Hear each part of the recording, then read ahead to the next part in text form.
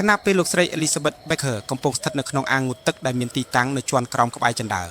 ស្រាប់តែលោកស្រីឮសំឡេងមនុស្សរត់ឡើងចិនដាយ៉ាងប្រញាប់ភ្លាមនោះក៏មានសំឡេងកំភ្លើងផ្ទុះដាក់គ្នាជាបន្តបន្ទាប់ហើយអំពូលភ្លើងនៅក្នុងផ្ទះត្រូវបានពន្លត់ទាំងអស់ដែលធ្វើឲ្យបរិយាកាសងងឹតសូន្យឈឹងថ្ងៃនេះយើងនឹងលើកយករឿងរ៉ាវដ៏អាថ៌កំបាំងនិងគួរឲ្យភ្ញាក់ផ្អើលមួយដែលបានកើតឡើងក្នុងប្រទេសកម្ពុជានៅចុងឆ្នាំ1978នោះគឺការស្លាប់របស់ជនជាតិ Scotland ម្នាក់ឈ្មោះថា Malcolm Caldwell ឃាតកម្មនេះបានកើតឡើងតែប៉ុន្មានម៉ោងប៉ុណ្ណោះក្រោយពេលជំនួបជាមួយប៉ុល ពត ករណីនេះនៅតែជាប្រធានបទដែលអ្នកប្រវត្តិសាស្ត្រជាច្រើនបន្តស្រាវជ្រាវព្រោះមូលហេតុពិតប្រាកដនៅមិនទាន់អាចសន្និដ្ឋានបាននៅឆ្នាំ1978ប្រទេសកម្ពុជាស្ថិតនៅក្រោមការគ្រប់គ្រងរបស់របបខ្មែរក្រហមដែលដឹកនាំដោយប៉ុល ពត ប្រទេសត្រូវបានបិទពីពិភពខាងក្រៅហើយអ្នកកាសែតបរទេសស្ទើរតែមិនអាចចូលបាននៅខែធ្នូឆ្នាំ1978ខ្មែរក្រហមបានអញ្ជើញភ្ញៀវបរទេស3នាក់មកធ្វើទស្សនកិច្ចនៅប្រទេសកម្ពុជាពួកគេរួមមានកញ្ញា Elizabeth Becker លោក Malcolm Caldwell និងលោក Richard Dutman យោងតាមការផ្ដល់បទសម្ភាសន៍ឲ្យវិទ្យុ VOA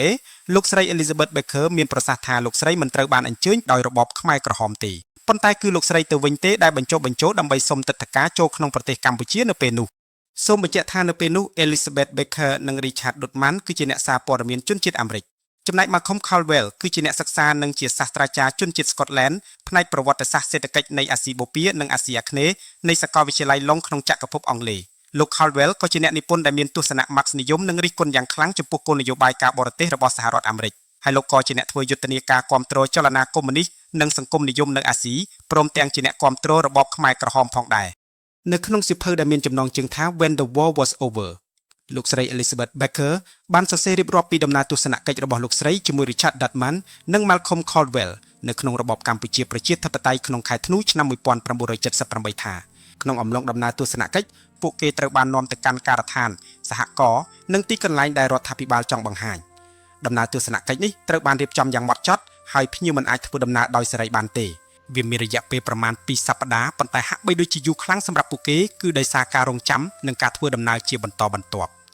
ទោះជាយ៉ាងណាពួកគេបានសម្រេចគោលបំណងដ៏សំខាន់គឺការជួបផ្ទាល់ជាមួយប៉ុល ពត នៅថ្ងៃទី22ខែធ្នូឆ្នាំ1978នៅទីក្រុងភ្នំពេញការស្នើសុំជួបសម្ភាសជាមួយប៉ុល ពត ត្រូវបានចែកដាច់ដោយឡែកពីគ្នាដោយ Becker និង Dutman ត្រូវជួបមុនរីឯ Caldwell ដែលជាមិត្តពិសេសរបស់កម្ពុជាប្រជាធិបតេយ្យត្រូវបានអនុញ្ញាតឲ្យជួបតទល់តែ2នាក់ជាមួយប៉ុល ពត បន្ទាប់ពីបានជួបជាមួយប៉ុល ពត រួចមកអ្នកទាំង3នាក់គឺ Elizabeth Becker, Richard Dutman និង Malcolm Caldwell បានត្រឡប់ទៅបន្ទប់ស្នាក់វិញដែលស្ថិតក្នុងទីក្រុងភ្នំពេញដូចគ្នាដែរនោះក្រោយពីបានបរិភោគអាហារពេលល្ងាចរួចលោក Richard Dutman បានត្រឡប់ទៅបន្ទប់របស់លោកដើម្បីវាយបញ្ចូលកំណត់ត្រាខ្លីៗដោយម៉ាស៊ីនអង្គុលីលេខចំណែកលោក Malcolm Caldwell និងលោកស្រី Elizabeth Becker នៅតែអង្គុយជជែកគ្នានៅតុបាយជាលើកចុងក្រោយអំពីដំណើរទស្សនកិច្ចស្ថានភាពនៅកម្ពុជានិងជំនួបជាមួយប៉ុល ពត តាមការរៀបរាប់របស់ Elizabeth Becker លោក Malcolm Caldwell ហាក់ដូចជាមានអារម្មណ៍រំភើបចំពោះឱកាសជួបមេដឹកនាំខ្មែរក្រហមដែលគាត់ធ្លាប់សរសេរកោតសរសើរក្នុងអំឡុងពេលសន្ទនានោះលោក Caldwell បានបង្ហាញការយល់ឃើញជាវិជ្ជមានចំពោះបដិវត្តន៍ខ្មែរក្រហមដោយជឿថាវាជាការផ្លាស់ប្ដូរដែលមានតម្លៃក្នុងរយៈពេលវែង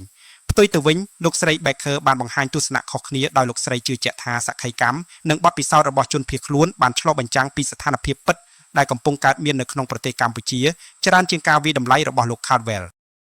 នៅប្រមាណជាម៉ោង11យប់លោកស្រី Becker បានចូលសម្រាកវ៉ាលីសទាំងប៉ុន្មានត្រូវបានរៀបចំរួចជាស្រេចដើម្បីត្រៀមការចេញដំណើរត្រឡប់ទៅវិញនៅព្រឹកបន្ទាប់ប៉ុន្តែប៉ុន្មានម៉ោងក្រោយមកលោកស្រីត្រូវភ្ញាក់ឡើងដោយសារសំឡេងក្តុងក្តាំងនិងស្នូរកាំភ្លើងនៅពេលចេញពីបន្ទប់ទៅពិនិត្យមើលលោកស្រីបានប្រទះឃើញជនជាតិខ្មែរម្នាក់ស្លៀកពាក់ប្លែកពីគេដែលមានពាក់កាទូសៀនៅលើដើមទ្រូងមានកាំភ្លើងស្វ័យប្រវត្តិមួយដើមពាក់នៅស្មាហើយកាន់កាំភ្លើងខ្លីមួយដើមទៀតភ្ជង់តម្រង់មករកលោកស្រី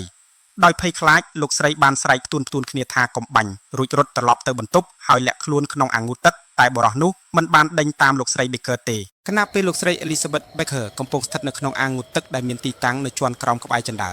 ាស្រាប់តែលោកស្រីឮសំឡេងមនុស្សរត់ឡើងចិនដាយ៉ាងប្រញាប់ភ្លាមនោះក៏មានសំឡេងកំភ្លើងផ្ទុះដាក់គ្នាជាបន្តបន្ទាប់ហើយអំពូលភ្លើងនៅក្នុងផ្ទះត្រូវបានពន្លត់ទាំងអស់ដែលធ្វើឲ្យបរិយាកាសងងឹតសូន្យឈឹងក្នុងភាពងងឹតនោះលោកស្រីនៅតែឮសំឡេងគ្រាប់កំភ្លើងផ្ទុះជាច្រើនគ្រាប់ប្រហែលជា6គ្រាប់ឬអាចច្រើនជាងនេះបន្ទាប់ពីការបាញ់ប្រហារបញ្ចប់លោកស្រីឮសំឡេងមនុស្សចុះចិនដាវិញហើយអ្វីៗក៏ស្ងប់ស្ងាត់ភាពស្ងៀមស្ងាត់ដ៏គួរឲ្យភ័យខ្លាចនោះបានបន្តអស់រយៈពេលប្រហែល1ម៉ោងកន្លះមុនពេលមានមនុស្សមករកលោកស្រីមួយសន្ទុះក្រោយមកលោកស្រី Elizabeth Becker បានឮសំឡេងកែវបែកមួយបន្លឺឡើងលាយឡំនឹងសំឡេងក្តុងក្តាំងនៅក្នុងបន្ទប់របស់លោកស្រីបន្ទាប់មកទៀតលោកស្រីបានឮស្នូរជើងមនុស្សដើរខិតចូលមកជិតបន្ទប់ទឹកដែលលោកស្រីកំពុងលាក់ខ្លួន ភ្លាមនោះលោកស្រីឃើញដៃមួយកំពុងបង្វិលក្រងុកសោហើយទ្វារក៏បើកចំហឡើងអ្នកដែលឈរនៅមុខទ្វារគឺមិត្តឡាដែលជាបុគ្គលិកម្នាក់ក្នុងចំណោមអ្នកបម្រើនៅក្នុងផ្ទះសំណាក់និងជាមនុស្សដែលលោកស្រីស្គាល់នៅពេលនោះលោកស្រីនៅតែលុតជង្គង់ដោយរាងកាយញ័ររន្ធត់ពីភាពភ័យខ្លាចមិត្តឡាបានសម្លឹងមើលលោកស្រីមួយភ្លែតដើម្បីពិនិត្យមើលថាតើលោកស្រីមានរងរបួសដែរឬទេខណៈដែលគាត់បំរុងនឹងត្រឡប់ចេញវិញលោកស្រីបានស្ទុះទៅចាប់ដៃគាត់ហើយព្យាយាមសួរជាភាសាអង់គ្លេសលាយជាមួយពាក្យខ្មែរបន្តិចបន្តួចនិងកាយវិការដៃជើងដើម្បីសាកសួរអំពីសុវត្ថិភាពរបស់ Richard Dotman និង Malcolm Caldwell មិត្តឡាបានឆ្លើយថាមិនអីទេដោយនៅតែពោពេញដោយការភ័យខ្លាចលោកស្រីបានអង្វរឲ្យមិត្តឡានៅទីនោះសិនបន្ទាប់មកមិត្តឡាបានបើកភ្លើងឡើងវិញហើយប្រាប់លោកស្រីឲ្យនៅស្ងៀមក្នុងបន្ទប់ទឹកនិងហាមមិនឲ្យចេញទៅខាងក្រៅឡើយដូច្នេះលោកស្រីក៏បន្តអង្គុយរងចាំនៅក្នុងបន្ទប់ទឹកដោយមិនទាន់ដឹងថានៅខាងក្រៅមានអ្វីកើតឡើងពិតប្រាកដនោះទេប្រមាណ15នាទីក្រោយមកលោកស្រី Elizabeth Baker បានឮសំឡេងដែលលោកស្រីស្គាល់យ៉ាងច្បាស់គឺសំឡេងរបស់លោកជួនប្រសិទ្ធកាលនោះលោកជួនប្រសិទ្ធគឺជាមន្ត្រីជាន់ខ្ពស់នៃក្រសួងការបរទេសខ្មែរក្រហមត្រូវបានចាត់តាំងជាអ្នកនាំពាក្យបកប្រែនិងជាអ្នកអមដំណើរប្រតិភូបរទេសទាំងនេះដោយផ្ទាល់ដោយរក្សាអរិយាប័ត្រជាមន្ត្រីលោកជួនប្រសិទ្ធបានគោះទ្វារនិងហៅឈ្មោះលោកស្រីក៏បានបើកទ្វារនិងដើរចេញមកទាំងខ្លួនញ័ររន្ធត់ដោយប្រញាប់សាកសួរអំពីជោគវាសនារបស់មិត្តរួមដំណើរទាំងពីរនាក់គឺ Richard Dotman និង Malcolm Caldwell លោកជួនប្រសិទ្ធបានប្រាប់លោកស្រីថា Richard Dotman មានសុវត្ថិភាពប៉ុន្តែសម្រាប់ Malcolm Caldwell លោកបាននិយាយយ៉ាងខ្លីថាលោក Caldwell បានស្លាប់ហើយដោយសារត្រូវគ្រាប់កាំភ្លើងបន្ទាប់មកលោក Richard Dotman ត្រូវបាននាំចុះមកជាន់ក្រោមដើម្បីឲ្យលោកស្រី Elizabeth Baker បានឃើញថាគាត់នៅមានសុវត្ថិភាពមិនយូរប៉ុន្មានពួកគេក៏បានស្នើឲ្យលោកស្រីនិងលោក Dotman ឡើងទៅជាន់ខាងលើវិ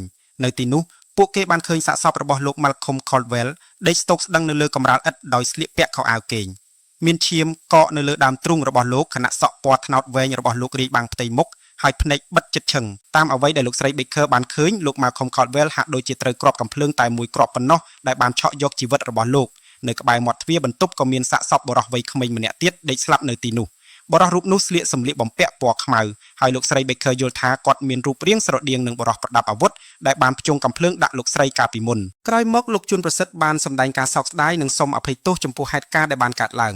ងលោកក៏បានស្នើឲ្យលោកស្រី Elizabeth Baker និងលោក Richard Dotman ប្រមូលសម្ភារៈនិងចាក់ចេញពីផ្ទះសំណាក់ជាបន្ទាន់ដោយមានរថយន្តមួយគ្រឿងរងចាំជាស្រេចបន្ទាប់ពីទៅដល់ទីតាំងមួយផ្សេងទៀតលោកស្រី Baker និងលោក Dotman ត្រូវបានអញ្ជើញឲ្យជួបមន្ត្រីសន្តិសុខជាន់ខ្ពស់ម្នាក់ដើម្បីផ្ដល់ព័ត៌មានអំពីអ្វីដែលពួកគេបានជួបប្រទះនៅយប់នោះនៅមុខប្រធានសន្តិសុខលោក Richard Dotman បានរាយការណ៍ថានៅពេលឮសំឡេងកាំភ្លើងផ្ទុះជាលើកដំបូងនៅខាងក្រៅលោកបានឃើញមនុស្សប្រមាណ6នាក់សម្រុកចូលមកក្នុងបរិវេណផ្ទះសំណាក់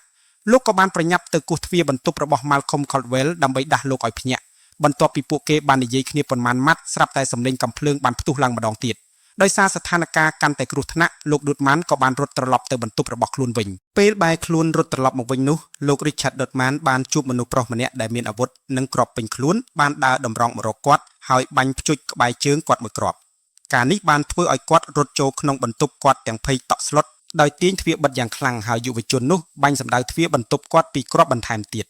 បន្ទាប់ពីឆ្លងកាត់ព្រឹត្តិការណ៍ដ៏រន្ធត់ក្នុងរាត្រីនោះលោកស្រី Elizabeth Baker និងលោក Richard Dotman បានជជែកគ្នាអំពីអ្វីដែលបានកើតឡើងរហូតដល់ភ្លឺដោយនៅតែស្ថិតក្នុងភាពតក់ស្លុតនិងស្ទើរតែមិនជឿថាមិត្តរួមដំណើររបស់ពួកគេគឺលោក Malcolm Caldwell បានបាត់បង់ជីវិតទេនៅព្រឹកថ្ងៃទី23ខែធ្នូឆ្នាំ1978ខ្មែរក្រហមបានយកអាហារពេលព្រឹកមកជូនលោកស្រី Elizabeth Baker និងលោក Richard Dotman បន្ទាប់មកលោកអៀងសារីបានរៀបចំពិធីមួយសម្រាប់សពលោក Caldwellសាកសពរបស់លោក Malcolm Caldwell ត្រូវបានដាក់នៅក្នុងក្តាមឈូសឈើដ៏សាមញ្ញមួយដែលតុបតែងជុំវិញដោយបាច់ផ្កាជាច្រើនមុនពេលបិទក្តាមឈូសពួកគេបានបើកគម្របដើម្បីឲ្យលោកស្រី Elizabeth Baker និងលោក Richard Dotman បានមើលមុខលោក Malcolm Caldwell ជាលើកចុងក្រោយពិធីនោះប្រព្រឹត្តទៅយ៉ាងស្ងប់ស្ងាត់និងមានអ្នកចូលរួមតែ4នាក់ប៉ុណ្ណោះគឺលោកអៀងសារីលោកជួនប្រសិទ្ធលោក Richard Dotman និងលោកស្រី Elizabeth Baker នៅក្នុងសន្ទរកថាដ៏ខ្លីមួយលោកអៀងសារីបានសម្ដែងការសោកស្ដាយចំពោះការស្លាប់របស់លោក Malcolm Caldwell ហើយបានអះអាងថាប្រទេសវៀតណាមជាអ្នកនៅពីក្រោយការវាយប្រហារនេះទោះជាយ៉ាងណាការចោទប្រកាន់នេះមិនត្រូវបានបញ្ជាក់ដោយភស្តុតាងឯករាជ្យឡើយហើយអ្នកប្រវត្តិសាស្ត្រជាច្រើនចាត់ទុកវាថាជាការអះអាងរបស់រដ្ឋាភិបាលខ្មែរក្រហមនៅពេលនោះមិនមែនជាការពិតដែលត្រូវបានបញ្ជាក់នោះទេបន្ទាប់ពីពិធីបានបញ្ចប់អ្នកទាំងអស់គ្នាបានឈរមើលខណៈដែលក្រុមខ្មែរក្រហមបានលើកក្តាមឈូសរបស់លោក Malcolm Caldwell ដាក់លើរថយន្តបន្ទាប់មកក្បួនរថយន្តដ៏ស្ងប់ស្ងាត់និងក្រៀមក្រំបានធ្វើដំណើរឆ្ពោះទៅកាន់អាកាសយានដ្ឋានប៉ូចិនតុងលោកជួនប្រសិទ្ធក៏បានរួមដំណើរជាមួយលោកស្រី Elizabeth Baker និងលោក Richard Dotman ទៅកាន់ទីក្រុងប៉េកាំងផងដែរនៅថ្ងៃទី23ខែធ្នូឆ្នាំ1978ពួកគេបានទៅដល់រដ្ឋធានីប៉េកាំងដោយនាំយកសពរបស់លោក Malcolm Caldwell ទៅជាមួយក្រោយពីការស្លាប់របស់លោក Malcolm Caldwell កន្លងផុតមិនទាន់បានប្រមាណថ្ងៃផងពលគឺនៅថ្ងៃទី25ធ្នូ1978 វៀតណាមបានបើកការវាយលុកចូលកម្ពុជាយ៉ាងលឿនរហ័សដោយមានការចូលរួមជាមួយរណសិរ្សសាមគ្គីសង្គ្រោះជាតិកម្ពុជាគួរឲ្យចាប់អារម្មណ៍ថាក្រោយមកមិនដល់3សប្តាហ៍ផងគឺនៅថ្ងៃទី7ខែមករាឆ្នាំ1979របបខ្មែរក្រហមបានដួលរលំបន្ទាប់ពីកងទ័ពវៀតណាមនិងរណសិរ្សសាមគ្គីសង្គ្រោះជាតិកម្ពុជាបានចូលកាន់កាប់ទីក្រុងភ្នំពេញដោយសារតែការផ្លាស់ប្តូរអំណាចយ៉ាងឆាប់រហ័សការស៊ើបអង្កេតលម្អិតលើករណីនេះមិនត្រូវបានបញ្ចប់ឡើយរហូតមកដល់សប្តាហ៍ថ្ងៃមូលហេតុនៃការសម្លាប់នេះនៅតែជាអាថ៌កំបាំងទ្រឹស្ដីមួយអះអាងថាវាអាចជាការបញ្ជាពីមេដឹកនាំខ្មែរក្រហមទ្រឹស្ដីមួយទៀតយល់ថាវាអាចជាសកម្មភាពរបស់មន្ត្រីសន្តិសុខមួយចំនួនឬចំនួនផ្ទៃក្នុងខណៈដែលស្ថានភាពនយោបាយកំពុងតានតឹងខ្លាំងមុនការវាយលុករបស់កងទ័ពវៀតណាមជាច្រើនឆ្នាំក្រោយមកឯកសារមួយចំនួនដែលត្រូវបានរកឃើញនៅមន្ទីរសន្តិសុខស21ឬគុកទួលស្លែងបានធ្វើឲ្យករណីនេះទទួលបានការចាប់អារម្មណ៍ជាថ្មីក្នុងចម្លើយសារភាពរបស់អតីតកម្មាភិបាលខ្មែរក្រហម2នាក់មានការអះអាងថាពួកគេបានទទួលបញ្ជាឲ្យសម្លាប់លោក Malcolm Caldwell តែម្នាក់ប៉ុណ្ណោះមិនមែនលោក Richard Dutman ឬលោកស្រី Elizabeth Baker ឡើយឯកសារទាំងនោះបានអះអាងថាផែនការនេះជាផ្នែកមួយនៃការរួមគំនិតដែលមានគោលបំណងធ្វើឲ្យរបបខ្មែរក្រហមជួបវិបត្តិខណៈដែលភាពតានតឹងជាមួយប្រទេសវៀតណាមកំពុងកើនឡើង